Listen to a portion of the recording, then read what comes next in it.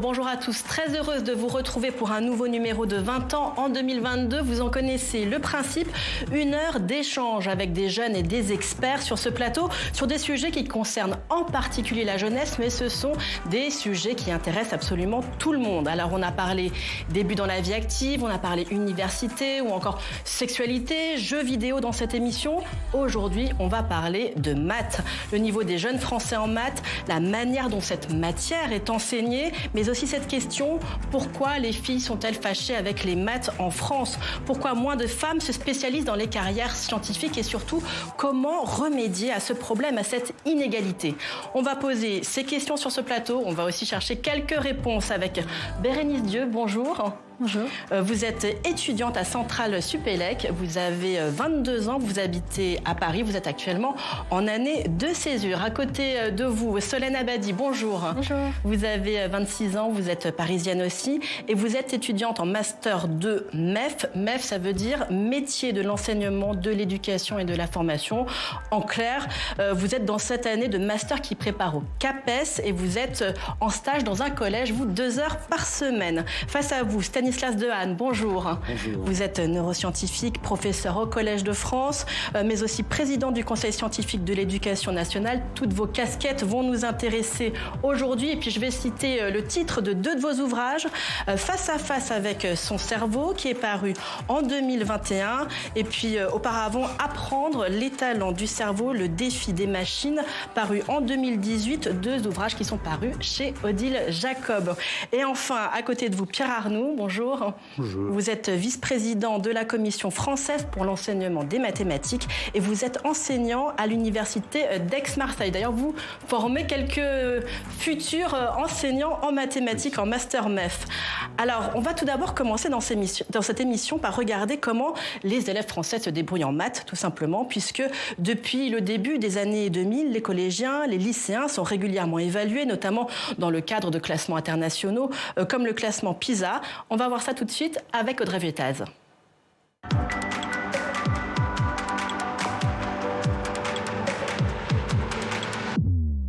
Bonjour Audrey. Bonjour. Alors il semble que depuis plusieurs années, voire décennies, les élèves français n'ont pas du tout la bosse des maths. Oui, en effet, les résultats des élèves français en mathématiques sont extrêmement préoccupants. Ce n'est pas moi qui le dis, c'est le président de la République lui-même qui a fait cet aveu fin août devant les recteurs. Pour cela, il s'appuie sur 2 classements, le TIMSS 2019 et le PISA 2018. Vous en avez parlé, 2 classements dans l'enseignement dans les pays développés. C'est simple, en maths, le niveau des élèves de CM1 français est le plus mauvais de toute l'Union européenne, ex aequo avec la Roumanie. Et c'est à peu près la même chose quand on prend l'ensemble des pays développés. Regardez par rapport à la Corée du Sud qui arrive largement en tête, eh bien la France, on est beaucoup plus bas. Une dégringolade qui dure depuis plusieurs décennies. Quand on prend les classements d'il y a 25 ans, on se rend compte très simplement que le niveau d'un élève de 4e en 2019 est le même que celui d'un élève de 5e en 1995. Ça veut dire qu'en 25 ans, on a perdu une classe. Autre constat inquiétant, la France n'a plus beaucoup de très bons élèves. Seuls 2% des élèves de 4e ont un niveau avancé contre 11% pour l'Union européenne. Alors la question est simple, pourquoi le niveau des élèves français en maths est-il aussi moyen ? Alors si on avait la réponse, évidemment qu'on l'aurait relevé ce niveau beaucoup plus rapidement. Peut-être une piste, il faut savoir d'après les professionnels que l'enseignement en France est peut-être un petit peu trop théorique. Vous allez sûrement en parler. Développer sur ces sujets. Et puis le niveau en maths est aussi fortement corrélé au niveau socio-économique d'un enfant. On peut être tenté de croire que les maths sont une matière égalitaire. C'est vrai que par rapport au français ou à l'histoire, il n'y a pas forcément besoin de bagages culturels. Tout s'apprend à l'école. Et pourtant, on remarque dans les faits que les maths creusent les inégalités. Dans l'étude PISA, à la question « Avez-vous souvent entendu parler des fonctions du second degré ?» 80% des élèves des milieux favorisés répondent par l'affirmative contre 42% seulement pour les élèves défavorisés. Plusieurs explications comme d'habitude, mais peut-être que les conditions du travail à la maison y sont pour beaucoup. D'après un rapport Pécresse de 2010, dans les milieux aisés, les parents ont plus conscience de l'importance des mathématiques pour la suite du cursus scolaire. Ils sont plus enclins à accompagner leurs enfants et puis s'ils n'y arrivent pas, à peut-être financer des cours de soutien scolaire. Merci beaucoup Audrey pour toutes ces explications. Stanislas Dehaene, donc le niveau des élèves français est moyen, très moyen. Est-ce que ça vous inquiète ? Le constat est vraiment terrible, parce qu'il n'y a pas que les statistiques internationales, il y a aussi les statistiques nationales, et notamment des tests qui sont réalisés par la DEP, un département de statistique de l'éducation nationale. Tous les 10 ans, ils utilisent exactement les mêmes problèmes depuis 30 ans. C'est la 4e mesure et à chaque fois, on a perdu un demi-écart type, c'est-à-dire que les populations se déplacent vers le bas et ça concerne vraiment tous les élèves, pas seulement les moins bons, mais aussi les meilleurs. Et effectivement, c'est probablement la qualité alors que ce n'est pas du tout le cas au niveau international, les autres pays ne baissent pas, ne perdent pas des classes d'année en année. Et ces paramètres sociologiques dont on discutait il y a une seconde sont vrais pour les autres pays, donc ça n'est pas une vraie explication. C'est plutôt que la qualité de ce qui est enseigné, la concrétude, probablement on va en parler, la matérialité des mathématiques sont moins bien enseignées en France que par exemple dans le programme de Singapour qu'on peut mentionner, qui a une très grande réussite. Et donc à ce moment-là, les familles favorisées arrivent à compenser, tandis que les autres n'y arrivent pas. Et c'est pour ça que nous avons en France le plus fort taux d'inégalité dans ce domaine. Oui, l'école est très inégalitaire. Solène, vous qui vous préparez à devenir prof de maths, qu'est-ce que vous dites ? Vous dites qu'il y a du pain sur la planche, j'imagine ? Oui, il y a beaucoup de travail, mais en fait, il faut rendre ça ludique. Enfin, c'est important pour les jeunes, surtout les petits. Et même quand j'étais en master premier degré, donc j'y suis allée un peu quelques mois. Donc c'est pour les petits, donc c'est pour enseigner en primaire. Et les jeunes de mon âge, ils étaient vraiment... ils avaient peur des maths. C'était vraiment une matière qui les faisait peur. Et je trouve ça triste. On dit qu'il y a un problème d'ailleurs avec les enseignants de primaire qui souvent sont plutôt dans les sciences humaines ou bien plutôt des littéraires, quoi, en gros. C'est ça. Et qui ont peur des maths. Donc le problème, il commence très tôt. Il commence beaucoup plus tôt que finalement au second degré. Et il faut faire un travail déjà dès la primaire parce que c'est eux qui vont nous donner les petits et c'est à nous de les prendre.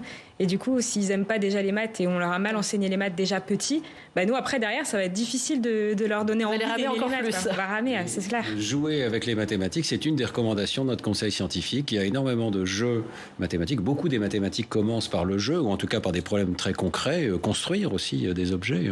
Et il est montré, par exemple, scientifiquement que jouer avec des jeux de plateau, comme les petits chevaux ou le jeu de loi, ça améliore beaucoup dans les petites classes la compréhension des nombres et de l'espace des nombres. Et les échecs, oui, dans une certaine mesure. Les échecs, oui, enfin ça construit l'esprit, si on peut dire, le raisonnement. Après, il faut quand même enseigner les maths. Alors, juste un mot, parce que vous avez été élevé, vous avez un père qui est lui-même prof de maths, il enseigne toujours. Donc, est-ce que ça vous a permis aussi d'avoir un rapport privilégié avec la matière, peut-être par rapport à vos camarades quand vous étiez jeune ? Complètement. Moi, j'allais dès petite voir les classes de mon père le samedi matin avec mon paquet de bonbons derrière. Et puis même, je voyais tout. Quand les maths sont associés à bonbons, alors là, forcément. Après, mon père, je sais qu'il est assez théâtral et puis il aime parler avec les élèves, échanger, etc. Donc j'ai vu un autre œil que j'avais en cours. En fait, en cours, moi, j'avais des profs, ils étaient vraiment ennuyeux. Pas possible. Je m'ennuyais en cours, alors que je voyais mon père, lui, c'était différent et ça donnait envie de faire des maths. Et même à la maison... Ça donne envie de faire des maths avec votre père, ce que vous dites. C'est ça. Je fais de la pub pour mon père. Mais non, mais même, il donnait des cours particuliers, même à mes camarades de classe qui étaient en difficulté. Il aidait vraiment les gens autour et ça m'a vachement aidé. Il donnait envie de faire ça aussi, donner des cours particuliers et aider les jeunes en difficulté plus que... Pierre Arnoux, il faut changer notre façon d'enseigner les maths pour que les jeunes Français s'y intéressent davantage, pour que le niveau s'améliore de façon différente. Vous le disiez, en parlant peut-être épidémie, feuille d'impunité de façon concrète avec plein de liens avec la vie réelle. Ce qui me frappe quand je regarde des étudiants, même des étudiants assez avancés, c'est que pour eux, les mathématiques, c'est un formalisme. Ça n'a pas de sens. Il n'y a pas de sens derrière. Et à partir du moment où il n'y a pas de sens, on ne voit pas pourquoi on ferait quelque chose. Une question test, c'est les élèves qui me demandent « Est-ce que j'ai le droit de faire ça ?» Non, les maths, c'est pas du droit. Oui. La question, c'est « Est-ce que c'est vrai ?» Qu'est-ce que ça veut dire ? Et ça, on n'apprend pas trop à se poser cette question. On n'apprend pas le sens de la matière, en fait. Oui. On ne sait pas ce qu'on fait quand on fait des maths. Quand vous commencez, par exemple, les 2 dernières années, on a vu des graphes grand public où il y avait un bouton à appuyer, où on pouvait avoir une échelle linéaire ou logarithmique. Moi, c'est la première fois que je voyais des logarithmes proposés au grand public. Vous parlez de ce qu'on a pu voir pendant l'épidémie de Covid avec tous ces schémas qu'on a vus. Les schémas avec le nombre de morts depuis le début de l'épidémie ou le nombre de cas. Et là, quand on changeait l'échelle, on voyait des choses différentes. Et là, il y avait un cours de mathématiques que j'ai fait et qui a beaucoup intéressé mes étudiants. Et là, tout de suite, les choses prennent un sens différent. Donc ça, c'est faisable, mais ça demande une formation des profs qui n'est pas faite. Et ça demande aussi autre chose.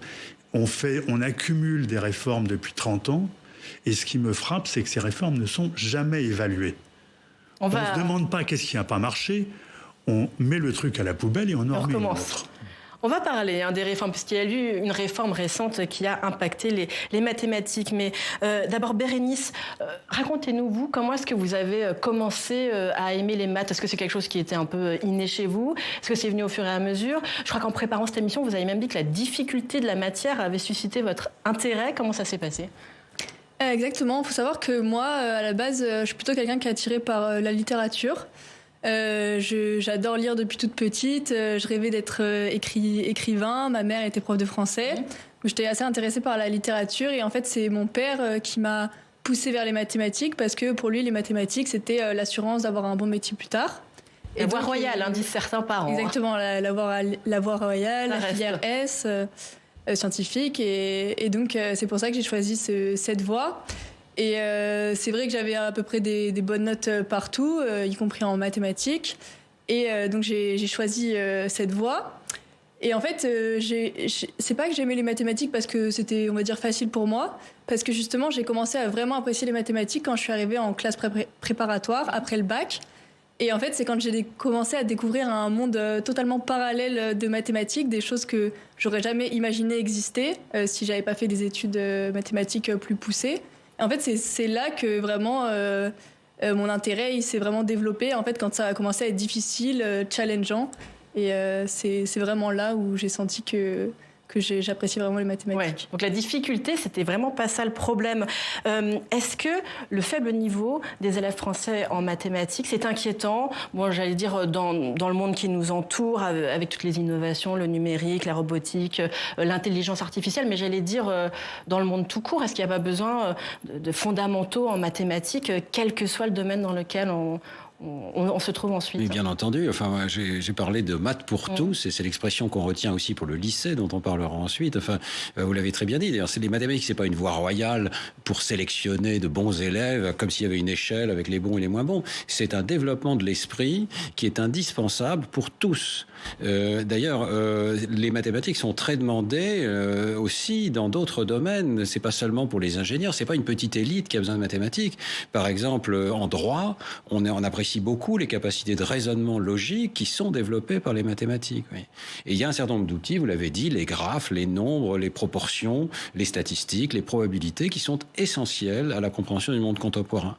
Et on n'a même pas encore commencé à parler de l'informatique, qui joue un rôle fondamental dans nos vies et qui est très difficile à comprendre si on n'a pas un minimum de bagage mathématique. Alors oui, c'est préoccupant parce qu'il y a un certain nombre d'emplois scientifiques qui sont manquants en France.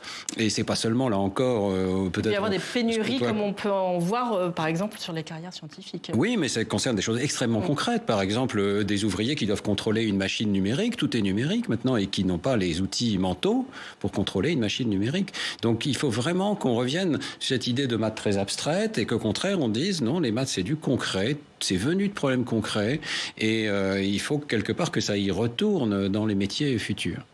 Alors face à ces élèves qui décrochent, certains prennent le problème à bras le corps.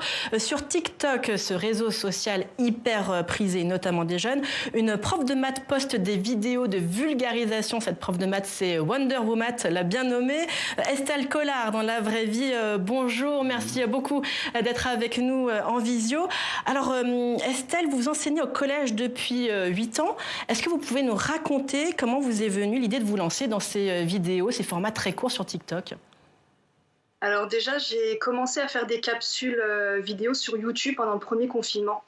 J'avais vraiment ressenti ce besoin de proposer un cours autre que papier avec les mails.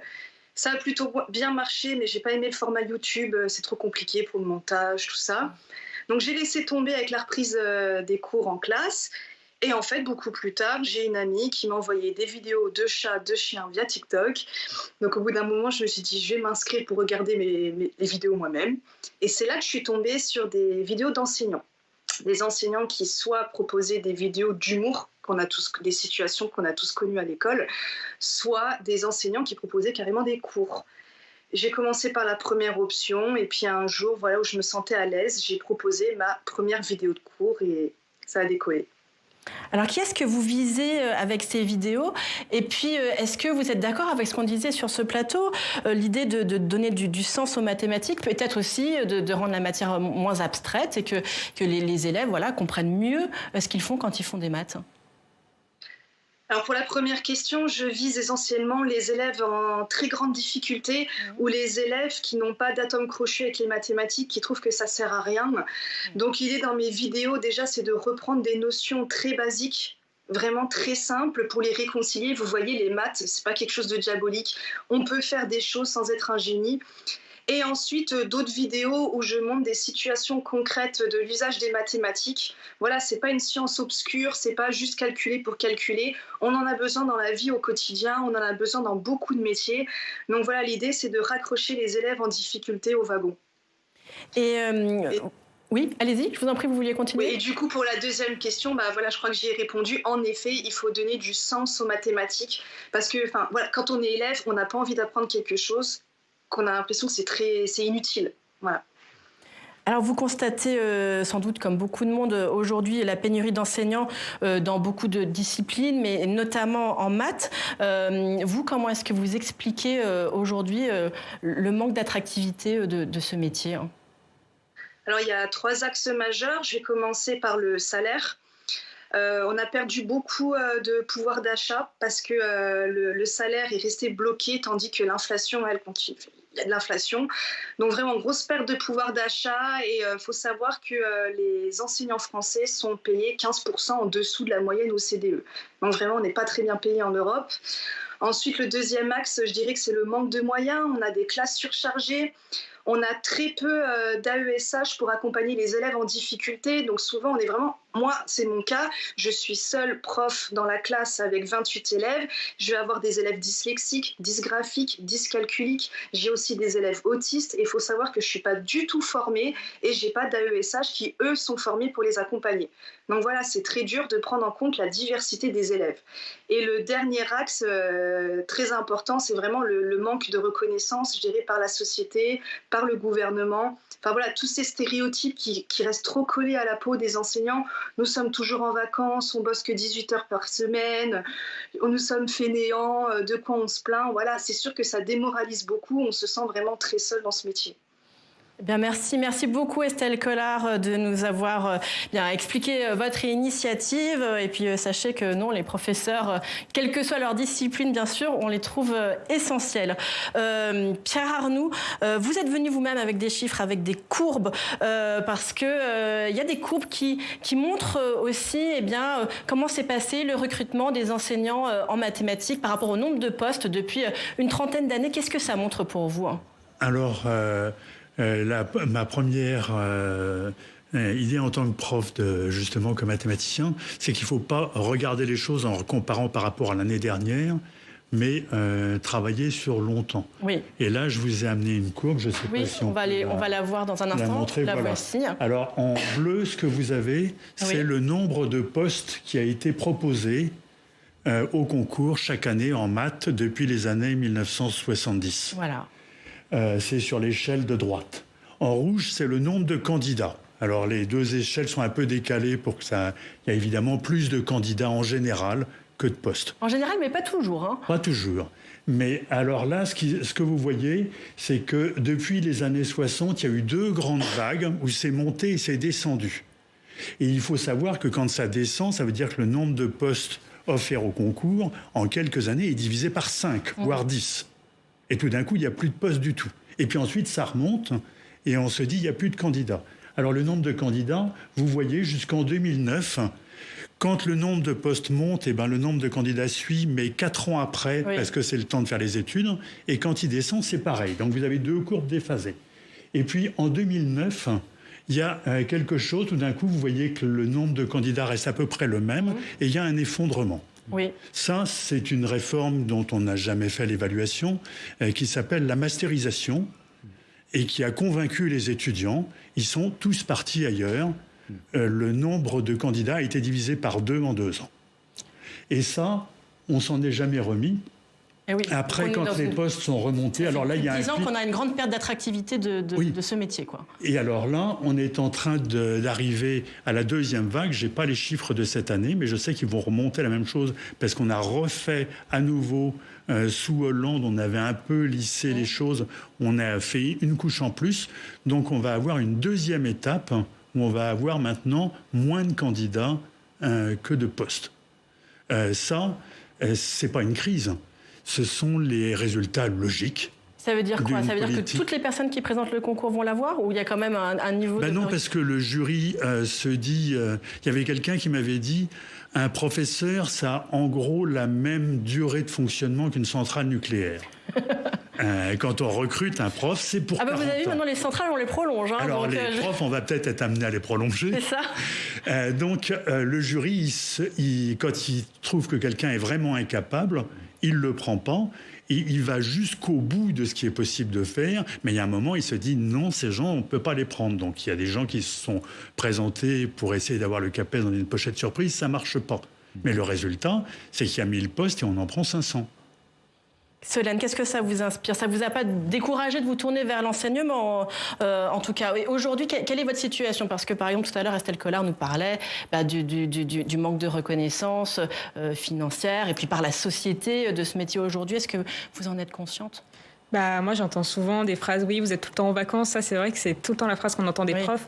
Et c'est faux. C'est-à-dire que même pendant les vacances, moi, je vois mon père, justement, je le vois, il est tout le temps en train de travailler, il fait toujours ses petits cours, ses machins. Et même quand on était en stage, on ne se rend pas compte de toutes les fiches de préparation, tout ça qu'on a à faire, tous les corriger, tout ça, c'est pendant les vacances, en fait. Surtout ou même quand le on soir est à la prof, maison.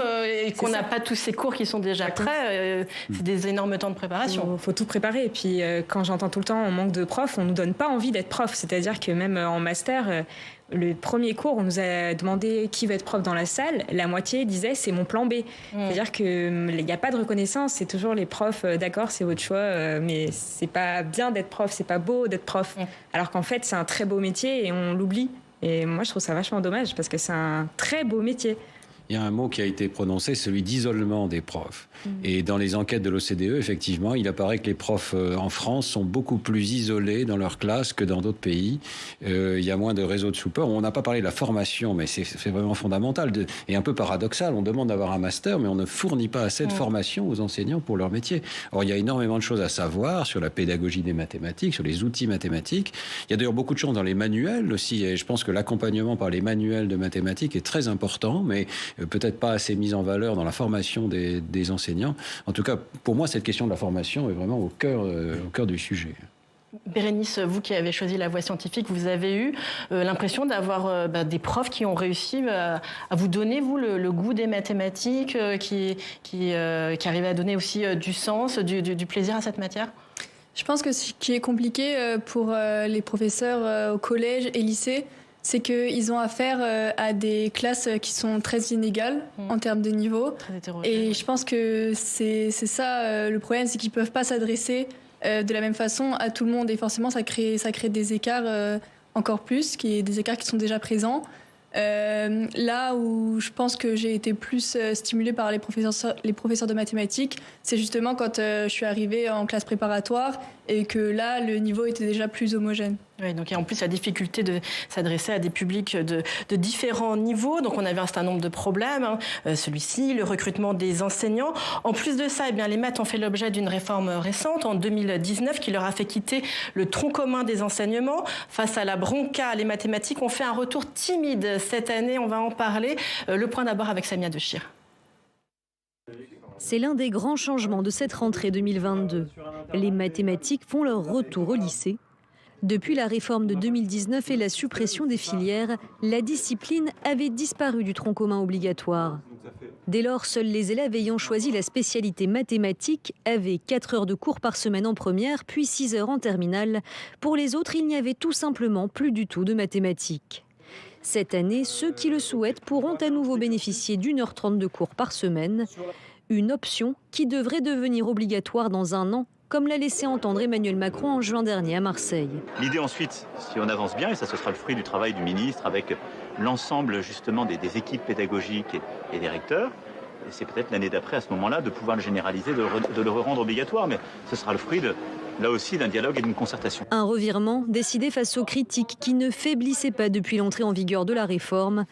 Principal argument de ceux qui réclamaient le retour des maths au lycée, la baisse du niveau des élèves français. Dans le dernier classement PISA, la France occupe le 19e rang sur 38 pays étudiés.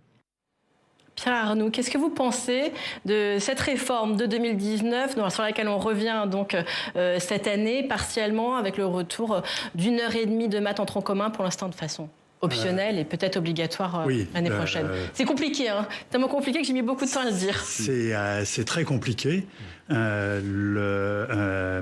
ce qu'on peut voir, c'est que ça ne marche pas. Ça ne marche pas parce que cette réforme a été faite de manière précipitée et sans concertation avec la communauté mathématique. Ça, j'ai pu le voir de près. Et vous ne dites pas qu'1h30 de retour, c'est mieux que rien aujourd'hui par rapport à avant? Alors, il y aurait beaucoup de choses à dire et j'encombrerai toute l'émission. Simplement, ça a été fait 1h30 annoncée au mois de mai. C'est juste un manque total de sérieux. Les chefs d'établissement, en termes d'organisation, ils ont été éberlués. Il n'y a aucun pays au monde où on se permet de changer l'organisation de l'enseignement 3 mois avant la rentrée. Ça ne fonctionne pas. Et surtout, ce qui se passe, c'est que progressivement, ça a été long, sur 30 ans, on a petit à petit comprimé la voie d'accès aux maths. Et maintenant, il n'en reste plus qu'une. C'est les maths de première. Avant, il y avait un programme de maths pour les littéraires, un programme de maths pour les économistes, un programme de maths pour les biologistes, un programme de maths pour les gens qui faisaient des maths, physique, chimie. Et c'était des mathématiques adaptées qui intéressaient les élèves parce qu'ils voyaient que c'était le domaine sur lequel ils... Et tout le monde n'a pas besoin des mêmes choses. Là, il y avait des questions qui se posaient aux élèves et qu'on les aidait à résoudre. Maintenant, il n'y a plus qu'un seul truc pour la moitié des élèves, c'est une falaise, c'est un truc infranchissable. Le résultat, c'est qu'en particulier, ça augmente tous les effets sociaux, tous les effets de genre, et c'était prévisible et c'était prévu. Et le problème, c'est que les gens qui ont organisé cette réforme, il n'y avait aucun scientifique dedans, il n'y a pas de scientifique au cabinet du ministre de l'Éducation nationale. Donc il n'y a personne qui puisse entendre, qui lui dise... il va y avoir un problème. On l'a dit, on n'a pas été entendu, il y a un problème et on essaye de le résoudre par du bricolage au dernier moment. Ça va donner quelque chose d'incohérent et ça va avoir d'autres effets sur les équilibres en terminale qui vont être assez délétères à mon avis. On va parler tout à l'heure des effets de genre, mais oui, il y a quand même ce problème entre la décision politique, là on le voit, donc prise quand même en fin d'année dernière, qui doit s'appliquer à la rentrée, et puis l'enseignement qui doit être quand même quelque chose de vraiment de long terme, Stanislas Dehaene. Oui, je serais peut-être un tout petit peu plus nuancé quand même, mais pas beaucoup plus. Il y a effectivement une volonté de créer quand même une filière maths experte. Il y a donc, dans la réforme du lycée, il y a 9 heures de mathématiques pour ceux qui veulent vraiment faire beaucoup de maths. C'est l'aspect maths qui est réputé très compliqué. C'est un rattrapage intéressant pour de très bons élèves. Voilà. Mais du coup, cette réforme a un côté élitiste, effectivement. Je précise d'ailleurs qu'effectivement, notre conseil scientifique n'a pas été consulté avant la mise en place de cette réforme du lycée. Et moi, j'ai découvert effectivement la catastrophe qui est qu'on dévalue les mathématiques pour l'ensemble des élèves. On a recréé la possibilité de dire en première, j'arrêterai toutes les maths. Et si vous arrêtez en première les mathématiques, vous pensez bien qu'en seconde, ça n'a pas beaucoup de valeur, les mathématiques. Donc on arrête en troisième. Donc, voilà. Et on a vu le résultat, c'est qu'il y avait auparavant la réforme, il y avait 50 000 élèves qui ne faisaient pas de mathématiques, parce que c'était quand même possible d'échapper aux mathématiques auparavant. À cause de la filière lettres, oui. Voilà. Et maintenant, il y en a 170 000. Donc on a plus que multiplié par 3 le nombre d'élèves qui abandonnent les maths. Alors, je pense que cette réforme est une sorte de révélateur quand même de là où on est arrivé. Tout n'est pas la faute de la réforme, mais la réforme a servi de révélateur pour dire il y a 170 000 élèves qui sont tellement découragés par ce domaine, qui ont eu une tellement mauvaise éducation auparavant, qui considèrent qu'ils peuvent très bien arrêter et qui ne sont pas conscients, et je crois que le ministère lui-même n'a pas été conscient que c'était quelque chose de qui allait obérer tout le reste de leur carrière, il faut le dire quand même, de ne pas avoir de mathématiques. Il y a des carrières qui sont fermées ensuite. Solène, est-ce que, du coup, qu'est-ce que vous pensez de ce retour timide des maths dans le tronc commun à raison d'1h30 ? Est-ce que vous êtes moins sévère que Pierre Arnoux ? Moi, je pense qu'il faut avoir des maths en première. Et puis même j'étais en cours particulier et je voyais qu'ils ne savaient pas quoi choisir en seconde. Est-ce qu'on prend des maths, on ne prend pas des maths parce qu'on n'aime pas ça ? Mais en fait, après, quand il y aura les études plus tard, il y aura des maths dans certaines matières, même si on a l'impression qu'il n'y aura pas de maths dans les études supérieures. On se dit, moi, je veux faire un métier dans la mode, il n'y aura pas de maths. Il y en aura, en fait. Et du coup, si on arrête les maths tôt, on oublie. Et du coup, c'est dommage. Moi, je suis pour les maths jusqu'en terminale. Mais certainement plus qu'1h30 alors, parce que 1h30 1h30, c'est bien, mais toujours plus, c'est mieux, quoi. C'est la prof de maths qui parle, bien sûr. Bérénice, vous êtes élève d'une grande école. Qu'est-ce que ça vous inspire, cette super spé maths qui a été mise en place, réputée et apparemment vraiment difficile ?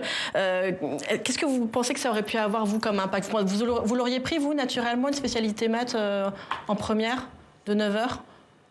Oui, moi je l'aurais prise, mais je pense que c'est dommage la réforme qui consiste à arrêter les mathématiques en première, d'avoir cette possibilité. Je trouve que c'est dommage parce qu'on l'a dit, les mathématiques, elles sont partout. Il y a l'aspect calculatoire. Ça peut être des trucs hyper utiles au quotidien. Je sais pas, par exemple, calculer le prix d'un vêtement en solde. Ça, c'est purement mathématique et hyper utile. Et en fait, au-delà de cet aspect calculatoire, il y a aussi, comme on l'a dit, le côté raisonnement. En fait, les mathématiques, ça apprend aussi à raisonner. En fait, c'est le principe des mathématiques, c'est apprendre à démontrer quelque chose, apprendre à raisonner. Et ça, c'est utile dans la vie de tous les jours, quoi. Mais si je puis me permettre, il me semble qu'il faut arrêter avec le nombre d'heures en mathématiques. Je ne sais pas si vous serez d'accord. C'est pas 1h30. D'abord, les élèves français ont plus d'heures de mathématiques que la plupart des pays européens, sinon tous les pays européens. Mais c'est pas une question d'heures, c'est une question de contenu. Je suis persuadé que si les élèves avaient les contenus de Wonder Woman, on a vu tout à l'heure, me fût-ce que pendant quelques minutes, ils verraient l'enthousiasme mathématique. Sur TikTok, c'est quelques secondes, mais ça peut servir à faire des clics. Il y a de beaux problèmes mathématiques. Il faut matérialiser, il faut rendre les choses concrètes en mathématiques. Oui. Un dernier mot, Pierre Arnoux, car vous nous quittez ensuite.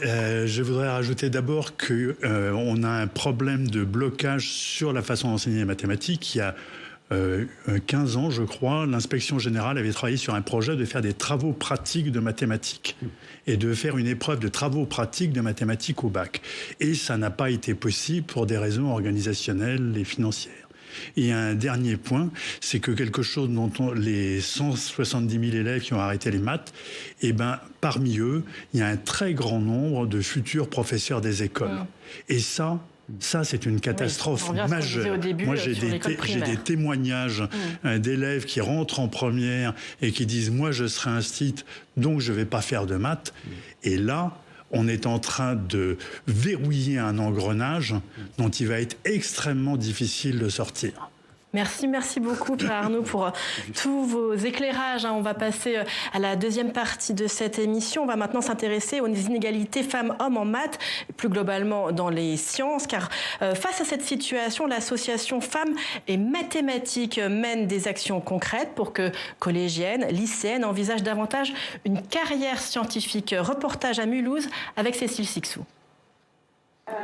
Est-ce que quelqu'un vous a déjà expliqué pour les études scientifiques comment ça se passe ? Marion est physicienne. Ce jour-là, elle a accepté de participer à un speed meeting, des sessions d'échange de 10 minutes avec des élèves de seconde pour présenter son métier et valoriser le choix des spécialités scientifiques au lycée. On considère, quand vous commencez les études supérieures, que les maths, vous les avez acquises. Donc on ne va pas revenir sur les maths que vous avez fait au collège et au lycée.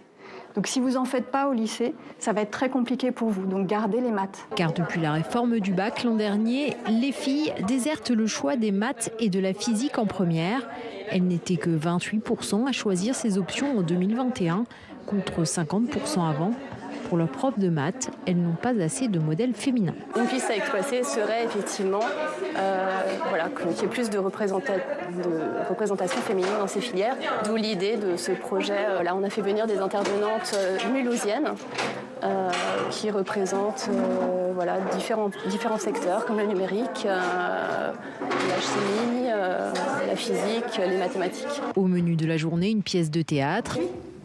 Tu veux réviser avec Bob ? Oui. L'objectif est de changer le regard de ces jeunes filles sur les métiers scientifiques, mais aussi de leur faire prendre conscience des stéréotypes de sexe auxquels elles sont soumises. En elles-mêmes, elles n'ont aucun problème avec les mathématiques ou avec l'informatique, mais très souvent, malheureusement, elles sont découragées par l'entourage, par, une fois de plus, ces stéréotypes-là. Les filles ne sont pas bonnes en maths, les filles ne sont pas faites pour l'informatique. On a tous et toutes eu cette image-là qu'on se fait dans l'esprit de l'informaticien. On voit un peu le geek négligé qui est dans sa grotte. Pour l'inspectrice d'académie, il est essentiel de remettre à égalité les capacités des hommes et des femmes à faire des mathématiques.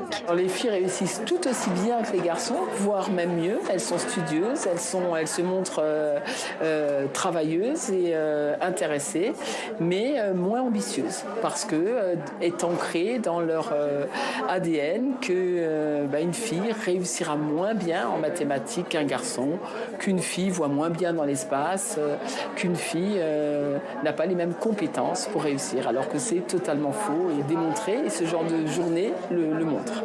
Casser les clichés dès le lycée pour éviter que cette pénurie de femmes ne se retrouve ensuite dans les études supérieures ou le monde du travail. Et sur ce plateau, j'ai le plaisir d'accueillir Anne Boyer. Bonjour. Bonjour. Vous êtes présidente de l'association Femmes et Mathématiques. Oui, tout à fait. Vous êtes chercheuse, vous avez été longtemps professeure agrégée de mathématiques. Et on vient donc de voir l'une des initiatives organisées par votre association. C'était quoi le constat lorsque vous avez lancé votre association ? Alors, notre association date de 1987, c'est-à-dire déjà un certain temps. Et en fait, le constat, c'était que justement, il y avait un manque de filles dans les carrières scientifiques. Les filles hésitaient vraiment beaucoup à choisir des filières de formation scientifique. Et on sentait bien déjà à cette époque que ce serait un grand manque à la fois sur le plan pour les filles elles-mêmes, c'est-à-dire qu'elles se fermaient à un certain nombre de professions, mais c'était aussi se priver de 50% de capacité pour un État de faire des sciences, alors que déjà, maintenant, c'est flagrant que nous avons une économie qui ne marche que avec des scientifiques, que avec l'informatique, donc on a besoin de mobiliser toutes les forces possibles, et c'était déjà flagrant à cette époque. Et donc, on était un petit peu poussé à ce moment-là par les événements, parce que justement, c'était le moment où on sentait qu'on avait besoin de scientifiques, qu'on était en manque de scientifiques, et tout d'un coup, en haut lieu, on s'est dit « Ah oui, il y a un vivier, les filles ». Donc c'était un petit peu plus facile, même si on tombait sur tous les stéréotypes qui ont pu être énoncés tout à l'heure, et dont je reparlerai sûrement. On va parler de ces stéréotypes. C'était ça. Donc, prendre les filles au niveau du secondaire, mais aussi les suivre une fois qu'elles avaient choisi des carrières scientifiques, parce que c'est aussi... On peut se sentir très seul quand on est dans un milieu extrêmement masculin. Donc c'était notre ambition. On va vous demander, puisque je crois que ça doit être encore votre cas malheureusement. Mais Stanislas Dehaene, d'abord, peut-être une chose à dire de façon très claire. Il n'y a aucune raison objective pour qu'une femme soit moins bonne en maths qu'un homme. Il n'y a pas un cerveau féminin qui serait super bon en lettres et un cerveau masculin qui est super bon en maths. Je mets ma casquette de neuroscientifique pour dire effectivement que les recherches montrent que tous les bébés naissent avec des compétences numériques et spatiales qui ont l'air d'être absolument identiques dans les deux sexes. Une femme ne voit pas moins bien dans l'espace. C'est un tout petit peu débattu, mais disons que si elles existent, ces différences dans le domaine spatial, elles sont très faibles. En tout cas, par exemple, à l'entrée en CP, on a de très belles statistiques, puisqu'on a des statistiques nationales, tous les élèves français, et ce depuis maintenant plusieurs années, et il n'y a aucune différence entre les garçons et les filles à l'entrée en CP. Et ce qui est terrible, c'est qu'en 4 mois, puisqu'on a les tests au milieu de CP, on commence à voir apparaître une différence, les garçons deviennent meilleurs, et au bout d'1 an, la différence devient très importante. Et avec cette étude, on a pu montrer que c'est vraiment l'école, la scolarisation, quelque chose dans le... Voilà, ça peut être aussi l'attitude des parents face à l'école, mais la scolarisation change brutalement les choses, et les petites filles commencent à internaliser l'idée que les mathématiques, ce ne sera pas pour elles. Solène Bérénice, vous avez parlé tout à l'heure de l'isolement que pouvaient ressentir les femmes dans les domaines scientifiques. Est-ce que cet isolement, vous le ressentez aujourd'hui dans vos promotions, avec les étudiants que vous côtoyez, Bérénice ? Alors moi, être seule femme dans un monde d'hommes, j'ai plutôt décidé de le voir comme un avantage. En fait, être seule femme dans un monde d'hommes, c'est l'occasion de mieux se distinguer et de monter plus vite les échelons. Et si effectivement, par malheur, il y a du machisme, et ben en fait, juste il faut redoubler d'efforts et montrer notre vraie valeur. Et en fait, si les gens s'y attendent pas, et ben ils seront d'autant plus conquis en fait. Donc moi, j'ai décidé de le voir plutôt comme un avantage et vous faites de cette faiblesse une force. Voilà, exactement. Et vous, Solène, comment est-ce que vous vous sentez dans votre master? Il y a combien d'hommes, combien de femmes? On est 4 femmes pour une vingtaine d'hommes. D'accord. Voilà. Donc beaucoup moins de femmes. Et même en licence, c'était pareil. On était vraiment 5-6 max par classe. C'était vraiment... Mais moi, je ne suis pas du tout positive comme ça. C'est-à-dire que... Enfin, moi, je me base pas sur moi, c'est-à-dire que je me dis pas par rapport à moi qu'est-ce que ça fait, c'est par rapport à la globalité de la société, c'est grave, c'est triste et c'est pas normal. C'est-à-dire que les femmes, on est bonnes en maths, c'est juste la société qui montre ça de nous. Et depuis petit, on nous dit vous êtes censé être nul en maths en fait. Et c'est pour ça, c'est pas que on vous dit c'est pas grave peut-être. On vous dit t'es pas bonne en maths, c'est pas grave. Peut-être que pas que c'est pas grave, mais c'est qu'on nous montre ça même dans les films, dans les séries, dans tout ce qu'on voit, c'est souvent c'est justement c'est ça, c'est les hommes à lunettes avec des boutons qui font des maths et les femmes elles sont belles et voilà et puis elles réfléchissent pas trop quoi. Et du coup, on a cette vision-là de la femme qui est pas normale. On va continuer à s'intéresser à cette force du stéréotype qui explique malheureusement aussi pourquoi les femmes s'orientent moins vers les carrières scientifiques. Avec le chercheur Thomas Breda. Bonjour. Vous êtes chercheur au CNRS et enseigné à l'école d'économie de Paris. Vous avez beaucoup travaillé sur ces questions d'inégalité. D'où vient pour vous cette différence d'orientation entre les filles et les garçons?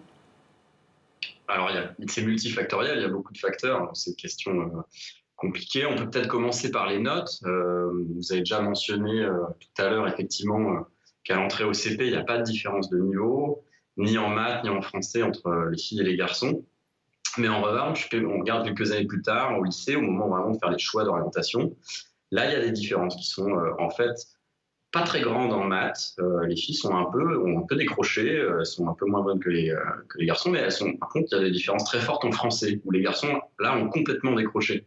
Ah oui. Et du coup, les garçons n'ont pas vraiment le choix, ils sont presque obligés d'aller faire des études scientifiques, alors que pour les filles, souvent, même quand elles sont bonnes en maths, en fait, elles vont être encore meilleures en français. Et on a regardé avec une collègue le rôle que ça explique 80% de l'écart de choix filles-garçons, en fait. Donc, arrivé au lycée, les notes en maths et en français permettent d'expliquer largement ce qui se passe, que ce soit en France, dans plein de pays dans le monde. Et on a déjà quelque chose de très déterminé où, en fait, les processus d'orientation, où il fallait les élèves là où ils sont le meilleur, fait que on va aller beaucoup faire aller les filles dans les études littéraires. On va leur conseiller de faire ça parce que c'est là où elles sont le meilleures. Donc, en fait, ces notes qui se construisent au fil de la scolarité avec des spécialisations, ça joue un rôle après au moment des choix. Donc ça, c'est une chose. Après, il y a d'autres facteurs possibles. Par exemple, il peut y avoir des discriminations. Alors ça, dans d'autres travaux que j'ai pu mener ou d'autres chercheurs, on a essayé de regarder si les filles étaient systématiquement discriminées quand elles cherchaient à faire des maths ou des sciences. Oui. Et globalement, on voit que c'est plutôt pas le cas, c'est-à-dire dans les contextes où on a pu bien mesurer les discriminations, par exemple à l'agrégation ou au CAPES, il n'y a pas de discrimination très claire contre les femmes qui sont candidates plutôt que les hommes dans ces disciplines. Ça serait même plutôt le contraire. Mais en revanche, quand on demande aux lycéennes, elles pensent qu'elles seront discriminées, que leur carrière va être plus difficile, etc. Donc, il y a cette appréhension d'aller faire une carrière dans des milieux très masculins. Donc c'est quelque chose qui joue pas directement, mais qui influence aussi les peurs, etc. Et puis après, évidemment, il y a toute la boîte des stéréotypes, des normes sociales. Donc là, je peux vous en parler longtemps, mais peut-être pour dire juste une petite chose. Allez-y. Vous m'interrompez quand je vous en prie. J'ai une question après, mais allez-y. Il y a typiquement les maths, c'est quelque chose où il y a un stéréotype très ancré qui est que c'est quelque chose où il faut du génie. Pour être très fort en maths, il faut être génial, très brillant. Voilà. Et il y a des recherches récentes qui montrent que les stéréotypes sur le fait d'être génial, c'est quelque chose qui est très genré aussi. C'est-à-dire, quand on essaye de se représenter quelqu'un de génial, on demande à des enfants très jeunes, à 5-6 ans, de se représenter quelqu'un de génial. Et beaucoup plus spontanément, ils vont voir un homme qu'une femme. Et voilà, et ça joue parce que dans la psyché collective, les maths, c'est quelque chose où il y aurait quelque chose d'inné pour être fort en maths. Il y a cette idée, voilà, la bosse des maths, quelque chose d'inné. Et du coup, on va rattacher ça à une sorte de talent pur. Et là, il y a aussi des stéréotypes très ancrés sur le fait que le talent pur serait plutôt masculin que féminin. Donc, ces stéréotypes plus généraux vont diffuser sur les maths et contribuer à faire penser les petites filles que c'est pas pour elles. Alors du coup, est-ce qu'il faut plus de modèles, de grandes femmes scientifiques? Vous parlez de génie, il y en a une qui est bien sûr restée dans la postérité, c'est Marie Curie, on peut penser à Sophie Germain, mais vous le dites, peut-être le problème c'est qu'il y a peu de femmes qui sont réellement retenues par la postérité. Il faut travailler là-dessus, un travail de représentation? Ça, je pense que c'est effectivement très important, parce que le monde social se reproduit tout seul, c'est-à-dire que les enfants, les adolescents voient ce qu'ont fait la génération du dessus et ils ont tendance à faire les mêmes choix. Donc, il faut déjà donner l'impression à chacun qu'il est possible de tout faire. Et j'ajouterais quand même qu'une partie du problème, si on s'intéresse vraiment à la surreprésentation des femmes en sciences, c'est aussi de faire aux garçons des lettres, des métiers du soin et des métiers connotés féminins. On n'y arrivera pas seulement en allant systématiquement pousser les filles vers les métiers dits masculins. Donc il y a vraiment les deux parties du problème. Et effectivement, ce que fait Femmes Sciences est l'une des peu de choses qu'on peut faire, c'est essayer de mettre en avant des femmes scientifiques qui servent de modèle. Et ça, on a pu montrer que ça a des vrais effets, c'est-à-dire que assez rapidement, les filles se rendent compte que bah oui, c'est possible, elles peuvent faire ça. Ça change leur représentation sur les sciences, sur le fait que c'est un métier solitaire, triste, et assez vite, elles voient que c'est possible, que c'est bien, et donc ça a des effets et ça marche assez bien. Ouais.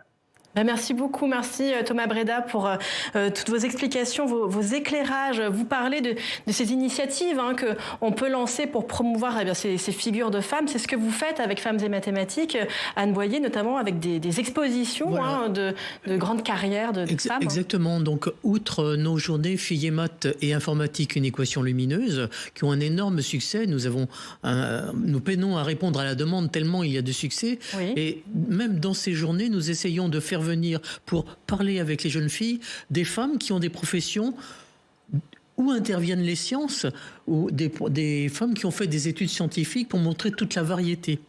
Et nous avons aussi des speed meetings, ce qu'on appelle des speed meetings, pour que les filles puissent rencontrer des femmes qui exercent des métiers scientifiques. Et donc nous avons aussi construit des expositions. Donc la dernière que nous avons construite, alors celle qui est affichée, c'est la première que nous avions faite en 2001, qui avait eu le prix Reine Curie, parce que c'était une très belle exposition qui est toujours utilisée dans les classes actuellement, Femmes en maths, pourquoi pas vous, dans lequel nous présentions un certain nombre de femmes mathématiciennes de haut niveau, mais qui expliquaient comment les obstacles qu'elles avaient dû franchir, pourquoi elles avaient choisi cette filière et comment elles y étaient arrivées. Et notre nouvelle exposition, celle que nous avons faite en 2022 et qui va commencer à circuler, c'est aussi une très belle exposition. Donc c'est une autre exposition qui s'appelle Mathématiques, Informatique avec elle. Et là, nous avons essayé, puisque c'est quand même 20 ans après, donc nous avons bien vu que le contexte change un petit peu. Alors certes, les filles manquent de modèles, et en particulier dans les cours de maths, on ne prononce jamais le nom d'une mathématicienne. Il n'y a que des mathématiciens, si bien que ça ne devient même pas à l'esprit que les mathématiciennes existent et qu'il y a eu des mathématiciennes. Moi qui suis historienne des mathématiques, c'est un de mes travaux aussi. Mais donc pour revenir à cette exposition, nous nous sommes dit, il faut dites-nous quelques mathématiciennes, qu'on puisse entendre leur nom sur ce plateau. Alors, il y a que c'est l'occasion. Les mathématiciennes françaises, finalement, ont émergé beaucoup plus tard que dans d'autres pays, parce que la France est assez rétrograde sur le plan de la promotion des femmes, en particulier dans les sciences. Nous avons subi un 19e siècle très marqué par l'ère napoléonienne, donc il a fallu sortir un petit peu de tout ça. Et donc, il y a Marie-Louise Dubreuil-Jacotin, qui est une des femmes du début du XXe siècle, qui a dû combattre pour être admise à l'école normale supérieure, parce que elle était deuxième, mais en tant que femme, elle était rétrogradée pour avoir simplement l'admission en licence. Donc c'est une des premières qui a fait ce combat. Mais il y a énormément de jeunes femmes actuellement qui font des mathématiques de très très haut niveau. Alors, médaille FIS Mariam Mirzakhani, la première médaille FIS en 2014. On commence à avoir des femmes qui émergent sur le plan international. Nous avons de très grandes mathématiciennes françaises. Les mathématiciennes françaises sont vraiment en pointe. Il y a par exemple Claire Voisin. Il y a Isabelle, oh ça y est, j'ai un trou là, etc. Et donc nous avons quand même, et donc pour revenir aux mathématiciennes françaises, la première mathématicienne française connue, c'est Sophie Germain, sur lequel j'ai écrit un livre, donc c'est celle que je connais. Il a fallu attendre après le XXe siècle, mais il y a sur le plan international, en particulier les anglo-saxonnes, Laure Saint-Raymond, quand même, qu'elle me... Ça y est, ça vous est revenu. Voilà. Et donc voilà, nous essayons de faire, dans cette exposition, connaître des jeunes femmes qui ne sont pas forcément des génies, ce sont des femmes normales, entre guillemets, qui ont fait des études normales, qui à un moment donné ont choisi de faire des sciences et qui ont des métiers très très très variés. Nous avons voulu avoir des femmes de tout géographiquement dispersées et dans les métiers aussi, parce que ce qu'il faut savoir, c'est que les métiers exercés actuellement n'existaient pas il y a 10 ans, et ceux vers lesquels nos jeunes vont se diriger maintenant n'existe pas encore. Donc nous mettons en relief un petit peu cette stratégie qui fait qu'il y a énormément de métiers possibles qui se présentent aux jeunes filles. Stanislas Dehaene. Oui, je voulais dire une chose, il faut absolument qu'on revienne sur l'idée qu'on réussit parce qu'on est doué ou qu'on se permet pas doué. C'est faux. C'est pas comme ça que ça marche au niveau cérébral. On est tous doués. C'est pour ça que j'ai parlé de la bosse des maths, nous l'avons tous. À la naissance, nous avons tous des compétences dans notre cerveau pour l'espace, pour les nombres, etc. Et ce qui compte, c'est l'effort. Et il faut absolument que les enseignants arrivent à changer d'attitude de ce point de vue-là, et nous tous d'ailleurs. On a implicitement, on fait passer aux élèves l'idée que tu n'es pas doué, tu as une mauvaise note. Voilà. Il y a des élèves qui pensent que parce qu'ils font des efforts, ils ne sont pas doués. C'est exactement l'inverse. Tout le monde doit faire des efforts, tout le monde part d'un même point, et les filles comme les garçons peuvent y arriver en faisant des efforts. Elles peuvent toutes, notamment aller dans des grandes écoles. Il y a trop peu de femmes, malheureusement, dans les grandes écoles d'ingénieurs. C'est aussi le constat qu'a pu faire l'école polytechnique qui mène justement des actions pour lutter contre ces inégalités. Inégalités aussi socio-économiques, on en a parlé au début de cette émission, mais aussi inégalités femmes-hommes. Nous sommes avec la déléguée diversité de l'école polytechnique Marie Bresson, bonjour. Bonjour. Merci beaucoup d'être avec nous. Alors, ça fait 50 ans, j'allais dire seulement 50 ans, que l'école polytechnique a ouvert son école aux femmes. Quelle proportion, tout simplement, représente-t-elle aujourd'hui ? Et puis, est-ce qu'il y a encore du chemin à faire sur ce sujet qu'on vient d'évoquer ? Alors, cette année, on est très contents parce qu'on a eu 20% de femmes à notre concours ingénieur. C'est plus 3% par rapport à l'année dernière. Alors, par rapport à ce qui a déjà été dit précédemment, je voudrais dire tout de suite qu'il y a 20% de femmes parmi nos candidates au concours et il y a 20% de femmes qui sont admises, ce qui veut dire que les filles réussissent aussi bien le concours que les garçons. Donc, pas d'autocensure. En comptant les autres, on a d'autres cursus à l'école polytechnique que le cycle ingénieur, qui est le cycle historique, des bachelors, des masters. Et dans ces cursus-là, il y a plus de filles, il y en a environ 35%, ce qui nous fait à peu près 24% de filles sur le campus. Quelles initiatives avez-vous mis en place sur ce sujet pour attirer davantage de femmes dans votre école ?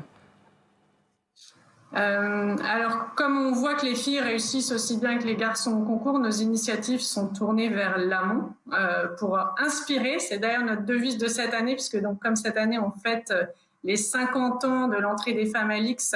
On a une devise pour cette année-là, c'est célébrer et inspirer. Et donc, on fait des tas d'actions d'inspiration, ce qu'on fait depuis plusieurs années, c'est pas seulement cette année. Notamment, on a une opération qu'on mène depuis 2 ans qui s'appelle l'opération Monge, où on envoie nos élèves de première année dans les lycées de toute la France pour parler de leur cursus, de leurs études, de pourquoi ils ont choisi de se tourner vers les études scientifiques. Donc cette année, on a touché 21 000 lycéens. Voilà, et on espère faire encore plus, en toucher encore plus. L'année prochaine, ça nous permet de parler aux filles. Et elles sont très intéressées. Et il y en a même à la fin des interventions qui disent « Ah bah finalement, je vais peut-être faire une classe prépa ». Donc on est ravis. On organise aussi des journées filles et maths avec d'ailleurs Femmes et Maths, des conférences inspirantes de chercheuses et aussi pour un public plus restreint parce qu'on ne peut pas le faire pour tout le monde, des science camps, on appelle ça. C'est des camps de sciences sur notre campus pendant 1 semaine. où les filles voient ce que c'est que la vie en école d'ingénieur. On leur montre des jeux mathématiques, elles ont des témoignages, etc. Et d'ailleurs, on est très contents parce que parmi nos lycéens et lycéennes qui ont participé au camp pas cet été, mais l'été d'avant, ils viennent de faire Parcoursup et il y en a énormément qui sont pris en prépa scientifique, y compris dans des prépas extrêmement prestigieuses. Donc, ça prouve que ça marche. Nous faisons aussi des stages des élèves de 3e sur notre campus. Dans nos cursus payants, parce que le cycle ingénieur, comme vous le savez, c'est gratuit, mais dans nos cursus payants, on a des bourses qui s'appellent Women in Science pour inciter les filles à venir. Et puis, cette année en particulier, pour les 50 ans des femmes à l'X, on fait des événements plus particuliers et notamment au mois de novembre, on va faire une grande soirée festive où on va en profiter pour inviter des lycéennes et leurs professeurs, où il y aura des témoignages de polytechniciennes qui pourront les inspirer. Très, très rapidement, un mot sur la suite. Est-ce qu'une fois que les femmes sont diplômées de votre école, elles ont les mêmes carrières que les hommes ? Oui, alors on a une enquête Premier Emploi qui nous permet de mesurer un peu ça. Donc la répartition est la même pour les hommes et pour les femmes entre le service de l'État, le secteur privé, l'entrepreneuriat et la recherche, avec toutefois un tout petit peu plus de filles qui vont dans les corps de l'État que d'hommes. Sur les salaires, c'est les mêmes. Et sur les secteurs, on n'a pas de mesure, mais par contre, on remarque qu'à l'X, les jeunes femmes choisissent beaucoup d'aller vers l'environnement, la santé, l'économie, la bioinformatique, qui sont des parcours d'approfondissement qu'on peut suivre à l'X. Parce que ça ne se sait pas suffisamment, mais à l'X, on peut faire de la santé, de l'économie, de l'environnement. Bien, merci. Donc, c'est un message qu'on veut faire. Oui, j'allais vous dire. Merci, c'est un message à faire passer. Oui, alors nous, ce qu'on dit, c'est qu'ingénieur, ça n'est pas un métier, c'est une formation, et que donc, avec une école d'ingénieur, on peut sauver tout un monde de possibles, et donc les filles doivent en profiter autant que les garçons. Merci beaucoup Marie Bresson. Un mot, Solène Bérénice, sur cette question des stéréotypes. Est-ce que c'est un sujet auquel vous êtes sensible, Solène, dans la façon peut-être d'enseigner? Va falloir combattre ces stéréotypes, le dire. Il n'y a pas de différence entre les filles et les garçons. Et là, c'en est une démonstration flagrante. À l'X, 20% de filles qui sont candidates, 20% admises. Si elles étaient plus nombreuses, sans doute sauraient-elles autant être admises. Ah bah oui, il faut le dire à toutes les jeunes et même les jeunes, pas que les femmes, il faut le dire même aux hommes, que les femmes aussi peuvent être là dans des grandes écoles. Il y en a la preuve là, il y en a partout et ça réussit bien, quoi. Bérénice, très rapidement, vous, dans quel métier vous vous projetez, vous, à l'avenir? C'est important aussi de se projeter vers ces carrières scientifiques qui ont besoin de femmes et d'hommes. En tout cas, ce que je peux dire actuellement, c'est que moi, je suis en stage. Après, c'est un cas particulier parce que je suis en stage dans un grand groupe de cosmétiques français. Et donc, forcément, la proportion de femmes y est très grande. Mais en tout cas, j'ai la chance de côtoyer beaucoup de managers et de cadres dirigeantes, donc ingénieurs, et qui incarnent superbement la réussite professionnelle féminine. Et donc, je sais que c'est vraiment possible. Alors, il nous reste juste 30 secondes. Un mot chacun. Anne Boyer, peut-être, pour conclure sur ce sujet. Il y a énormément de choses, oui. Je voudrais insister sur le fait que les filles ne se sentent pas forcément moins bonnes en maths. Mais elles se projettent dans des métiers, et les métiers sont sexués. C'est-à-dire qu'il y a les métiers pour les filles, les métiers pour les garçons. Et c'est ça qu'il faut combattre. Et effectivement, ce qu'on vient de dire sur la formation générale, c'est ça. Une formation générale permet de faire tout. Et les maths sont partout. Donc, c'est important aussi de le faire savoir. Et on peut faire tous les métiers, quel que soit son sexe. Stanislas Dehaene, le mot de la fin pour cette émission. Je veux dire tout simplement que dans ce domaine, comme dans beaucoup d'autres en éducation, il y a des données scientifiques. Et c'est important d'avoir un regard scientifique, de ne pas se laisser aveugler par des biais, des préjugés, qui en l'occurrence sont contre les femmes, mais il y en a beaucoup d'autres. Et notre rôle en tant que conseil scientifique de l'éducation, c'est de dire non, allons regarder humblement, sans biais politique d'ailleurs le plus possible, mais essayons de regarder ce qui marche et ce qui ne marche pas en éducation. Et pour ça, il faut une approche quantitative et modeste qui prend du temps, mais qui expérimente ce qui marche et ce qui ne marche pas. Du temps et de la modestie. Merci. Merci beaucoup à tous les quatre d'avoir participé à cette émission. C'est la fin de 20 ans en 2022. On se retrouve la semaine prochaine pour un nouveau numéro. Très bonne suite des programmes sur Public Sénat.